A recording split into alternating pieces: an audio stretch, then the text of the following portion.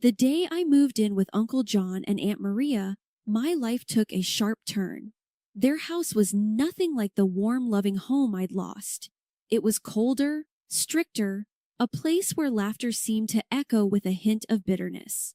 Ellie, their daughter, met me with a stare that could freeze boiling water. "Great, now we've got a charity case living with us," Ellie muttered under her breath as I lugged my suitcase into what would be my new room. Ed Maria shot her a look. "Ellie, that's enough. She's family and we're doing the right thing." Uncle John, a man of few words, simply nodded. "You'll follow our rules here, Ruth. We expect you to contribute like everyone else," Maria added. I nodded too, overwhelmed to speak. I was just 11, trying to find my footing in a world that had suddenly turned upside down after my parents died in a car accident. The first few days were a blur of new rules and chores. Ellie made sure to remind me of my place at every turn. "Why are you even here? You're not really one of us," she sneered one day as we washed dishes. "Just a little orphan girl living off our charity," she added, her words cutting deep. The nights were the hardest. I'd lie in bed listening to the silence of the house, missing my parents more than ever. Tears were my only solace, but I never let Ellie or her parents hear me cry. I made a silent vow to myself. I would endure no matter what. Helping with the housework became my escape, and Maria was particular about how things were done. "You call this clean?" she'd often scold, pointing at a spot I'd missed on the floor. "Sorry, Aunt Maria, I'll do it again," I'd say, grabbing the mop and going over the spot until she was satisfied. Uncle John was a stern man, his words sparing but sharp. "We're not running a hotel here, Ruth. Pull your weight," he'd remind me, even though I was already doing more chores than Ellie. Ellie, for her part, never missed a chance to make my life harder. She'd hide my sewing supplies, knowing how much I loved to sew, then feign innocence when I couldn't find them. "Looking for these?" she'd taunt, holding my scissors just out of reach. The nights were the hardest. I'd lie in bed listening to the silence of the house, missing my parents more than ever. Tears were my only solace, but I never let Ellie or her parents hear me cry. I made a silent vow to myself. I would endure no matter what. Helping with the housework became my escape, and Maria was particular about how things were done. "You call this clean?" she'd often scold, pointing at a spot I'd missed on the floor.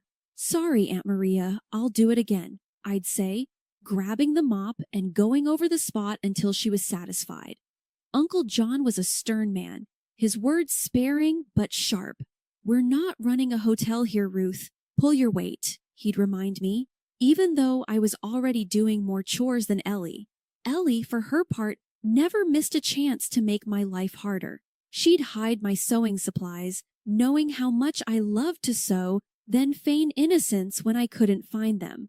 "Looking for these?" she'd taunt, holding my scissors just out of reach. "Maybe if you're nice to me, I'll give them back," she'd say with a smirk. But I never retaliated. I kept to myself, burying my hurt and focusing on my sewing. It was my one joy, the thread that connected me to happier times with my parents.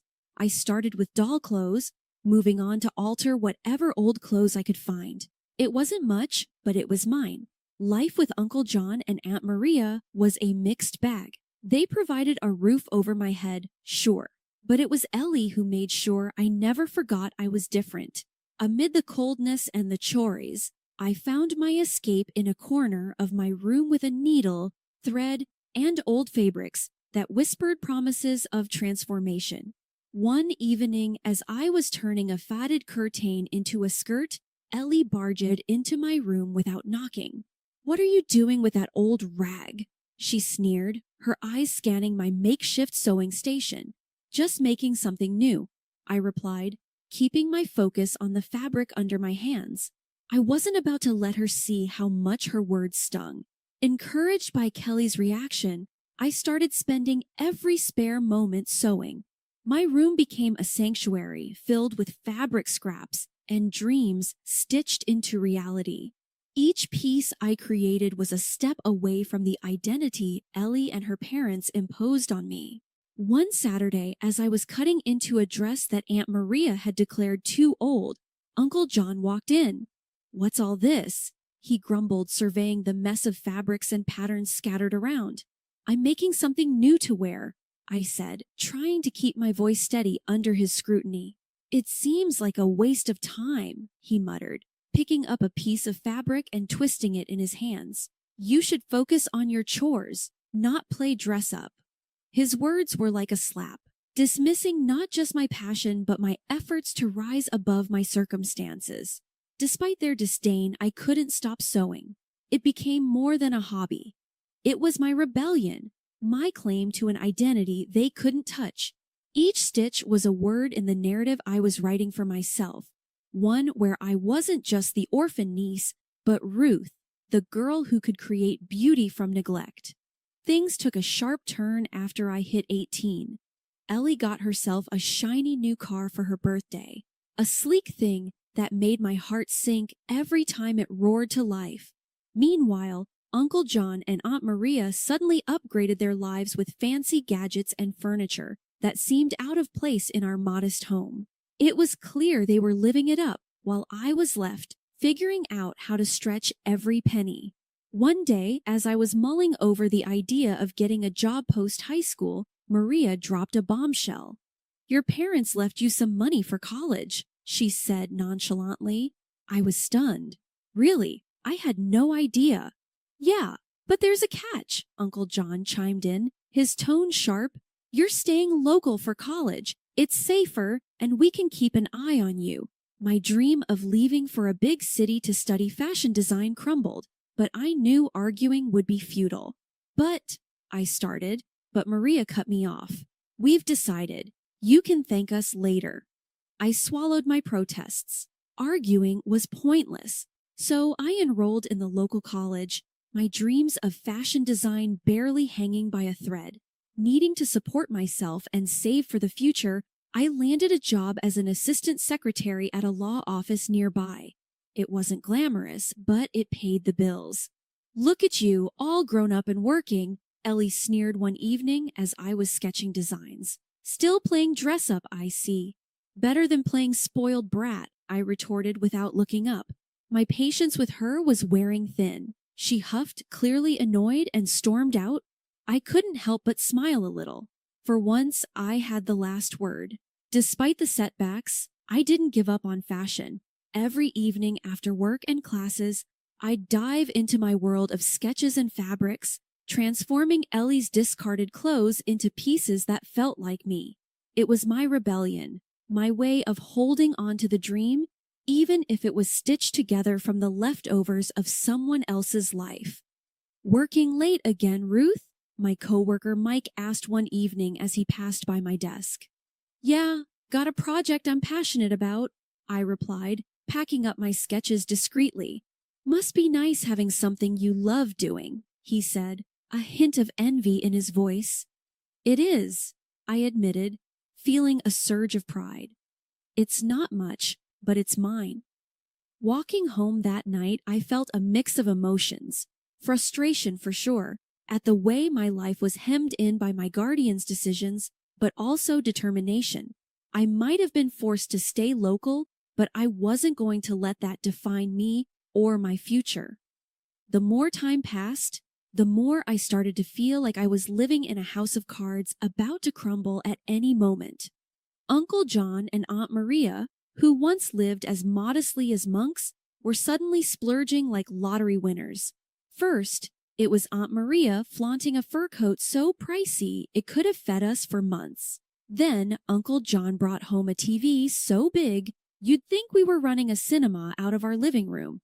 And Ellie, who never lifted a finger for work or study, was now flashing gadgets I'd only seen in glossy magazine ads. It didn't add up. I wasn't a genius at math, but even I knew our household budget couldn't magically stretch to cover luxury splurges. They were being dodgy about where all this cash was coming from, and it set my nerves on edge. One evening at dinner, with a new TV blaring some reality show in the background, I decided to poke the bear. So where's all this new stuff coming from? Last I checked, we weren't hitting the jackpot every week, I said, trying to keep my voice light, but my words came out sharper than I intended. Aunt Maria shot me a look, her eyes narrowing. That's none of your business, young lady, she snapped, her tone icy. Uncle John, caught off guard, almost choked on his food, coughing as he managed to say, Well, I got a promotion at work. Yeah, that's it, a big one. Promotion, huh? I pressed, not buying it for a second. Must have been one heck of a jump to start throwing money around like this. Ellie, sensing tension, quickly chimed in with her usual snark. What's it to you, Ruth? Jealous much? Not all of us need to scrape by, you know. I clenched my fists under the table, feeling a mix of anger and confusion. Just curious is all. Seems weird, doesn't it? Suddenly living like kings out of nowhere? The room went silent, the only sound coming from the TV's chatter. Uncle John and Aunt Maria exchanged glances, a silent conversation passing between them. Finally, Uncle John cleared his throat. Let's just say we've been careful with our savings, all right? No need to worry your little head about it. Careful with savings, right? I thought to myself. I knew something was off. The dots weren't connecting, and their answers were as flimsy as a house of cards in a windstorm. That night, as I lay in bed, the pieces of the puzzle nagged at me. The fur coat, the TV, Ellie's gadgets, and the endless documents they had me sign, always with the excuse that it was for benefits or some other vague reason. I trusted them, never bothering to read what I was signing. But lying there, it hit me like a ton of bricks. Could those signatures of mine be the source of their sudden wealth? The deception swirling around my guardian's sudden wealth weighed heavily on me, but amidst the chaos, a sliver of light shone through. Tom. He worked part-time at the law office, a law student with a sharp mind and a kind heart. Our connection was immediate, a bond formed over shared dreams and the mundane realities of life. One afternoon, while organizing files, our hands brushed, sending a jolt of electricity through me. We locked eyes and he smiled. Ruth, you ever think about escaping this place? He asked, his voice low. All the time, I admitted, feeling a flush of warmth, but it feels like I'm stuck in quicksand. He nodded, understanding. Well, if you ever need a partner in crime, you know where to find me. It was a joke, but it sparked something between us, a flicker of rebellion against the constraints of our lives. Our secret rendezvous became the highlight of my days, stolen moments filled with laughter and dreams. But as our connection deepened, Aunt Maria grew suspicious. One evening, she cornered me in the kitchen. I've seen you sneaking around with that boy from the office. Don't think I haven't noticed, she hissed, her eyes boring into mine. I tried to keep my composure. Tom's just a friend, Aunt Maria. Nothing to worry about. A friend, huh? Don't play me for a fool, Ruth. You're not to see him again. It's for your own good, she snapped, her tone leaving no room for argument. I was stunned. You can't control who I see or what I feel. Tom's a good person. Aunt Maria's face hardened. I won't have you ruining your future for some boy. You'll thank me one day. I bit my tongue, anger and frustration boiling inside. It was clear she wouldn't listen. From that moment, Tom and I knew we had to meet in secret. Our love, a forbidden flame that refused to be extinguished. Looks like we're modern-day Romeo and Juliet, Tom joked one night as we huddled in the shadows of a park, far from prying eyes. I guess that makes Aunt Maria the villain in our story, I replied, trying to smile despite the bitterness in my heart. We'll find a way out of this, Ruth, together, Tom said, taking my hand. His determination was comforting, a beacon of hope in the darkness. But our secret meetings couldn't go unnoticed forever. Ellie, ever the spy, caught us one day and wasted no time in running back to Aunt Maria and Uncle John. The confrontation that followed was explosive. You're grounded. No more job, no more college until you learn your place. Uncle John declared, his face red with anger. You can't do this. You're not my jailers, I shot back, defiant rising in me. Aunt Maria's laugh was cold and sharp. Oh, but we can, dear. You'll learn to obey, or you'll lose everything. The threat was real, and the stakes were higher than ever. In the dead of night, Tom and I made plans to fight back, to reclaim my inheritance and our freedom. It's us against the world, Ruth. We'll expose their lies and build our own future, Tom whispered, his words a vow I clung to. It was a chilly Thursday evening, the kind where the wind seemed to whisper secrets as it passed. Tom and I were huddled in the dim light of his tiny apartment, the only place we felt safe from Aunt Maria and Uncle John's prying eyes. The documents I had secretly photographed lay spread out on the coffee table between us, a silent testament to the betrayal I was about to uncover. Are you sure you're ready for this, Ruth? Tom asked, his voice laced with concern. I nodded, my heart hammering in my chest. I need to know, no matter how bad it is. We started with the will of my parents, a document I had never seen before. As Tom read it aloud, the reality of their love for me, their hopes for my future, hit me hard. They had left me not just their savings, but also investments and properties, a legacy meant to secure my life. And there, in clear legal language, was the clause about my inheritance coming into full effect at 18, I murmured. So, they've been lying to you, Ruth, all this time, Tom said, his voice tight with anger. But why? How could they just use me like this? The betrayal stung, a bitter pill to swallow. We dug deeper, examining the documents I had signed. Tom's legal knowledge helped unravel the complex web of deceit. Look here, he pointed out. By signing this, you basically allowed them access to your funds. They've been funneling your inheritance into their accounts. The realization hit me like a freight train. My trust, my loyalty had been manipulated to fund their lavish lifestyle. I can't believe this. They told me it was all for benefits, for my college fund, I said, feeling naive and foolish. It's classic fraud, Ruth, and it's illegal. You have rights, Tom reassured me, his hand finding mine. The next steps were daunting. We discussed lawyers, legal battles, and the possibility of going public. The thought of facing Aunt Maria and Uncle John, exposing them for the frauds they were, made my stomach churn. We'll need evidence, solid proof that can't be dismissed, Tom said, already plotting our course of action. I was scared, more scared than I'd ever been, but the fire of justice burned within me. Let's do it. Let's expose them. I can't let them get away with this, I said, the determination in my voice surprising even me. I was no longer the timid girl who had arrived at their doorstep seeking refuge. I was a woman wronged, ready to claim what was rightfully mine. The plan was set. We would gather more evidence, consult with a lawyer Tom knew, and build a case that would stand up in court. It was going to be a long, hard fight, but I was ready. Ready to face the guardians who had become my oppressors. Ready to reclaim my life and my future. The days leading up to the court date were a blur.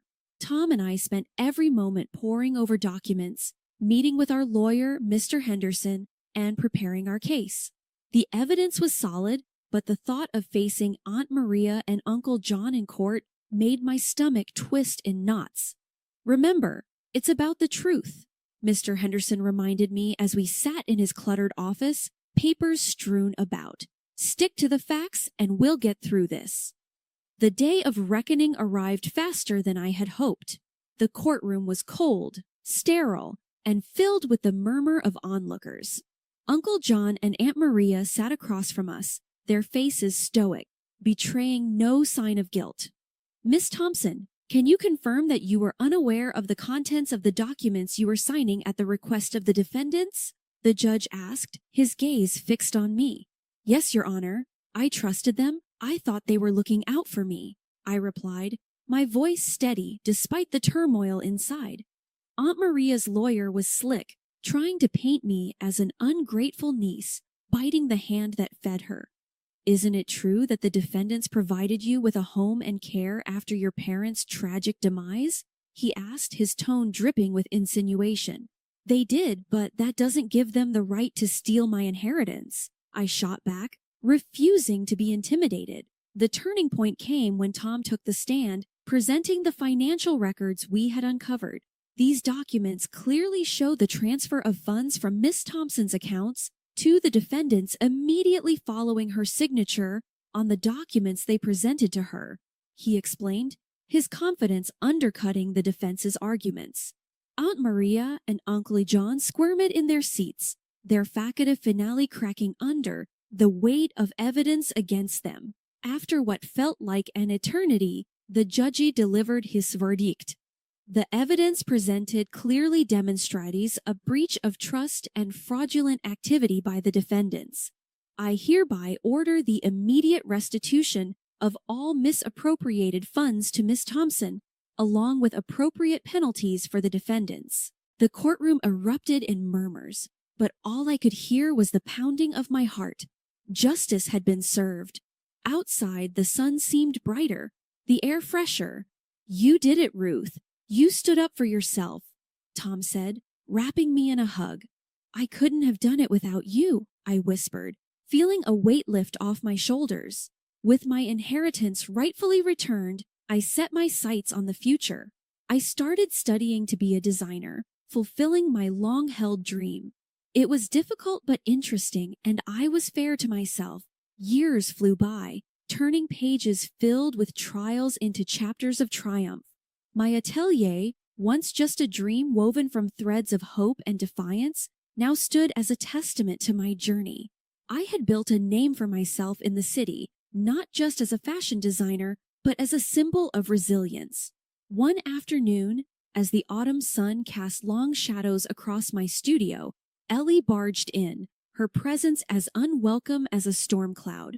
Ruth, you've got to help me, she started without a greeting, her voice a mix of demand and despair. I'm in deep, really deep. I need money. I paused, the shock of her audacity giving way to a cold sense of inevitability. Ellie, I can't just hand you money, but I can offer you a job. Work for it, earn it, I offered. Her reaction was immediate and volcanic. A job? Are you kidding me? I don't need a job, Ruth. I need cash, and I need it now. She spat, her eyes blazing with anger. I stood my ground, feeling the weight of our shared past heavy between us. I won't fuel your mistakes, Ellie. A job is all I'm offering. Take it or leave it, I said firmly. Her fury boiled over. You think you're better than me now, huh? Just because you play dress-up for a living? She sneered, her words laced with venom. No, Ellie. I worked hard for everything I have. I'm offering you a chance to do the same, I replied, my voice steady. Ellie's laugh was bitter, devoid of humor. I don't need your charity or your lectures. You'll regret this, Ruth, she said as she stormed out. I felt a wave of sadness for what we both had lost, but also a deep, unshakable conviction in my choices.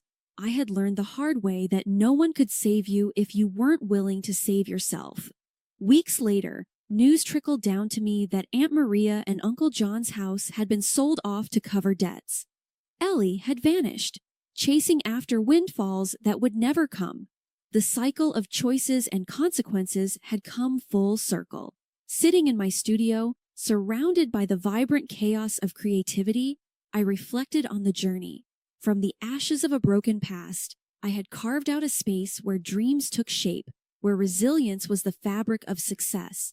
Tom, now my husband and partner in every sense, placed a supportive hand on my shoulder. You okay? He asked. I smiled, leaning into his strength. Yeah, I am. It's just life's funny, isn't it? How it all turns out. He squeezed my shoulder gently. It's not just life, Ruth. It's you. You made this happen. You turned the odds into your masterpiece. As the sun dipped below the horizon, casting a golden glow over the city, I realized he was right. This wasn't just a new chapter. It was a whole new book. one where the pages were filled with the colors of hard-won joy and the quiet strength of redemption.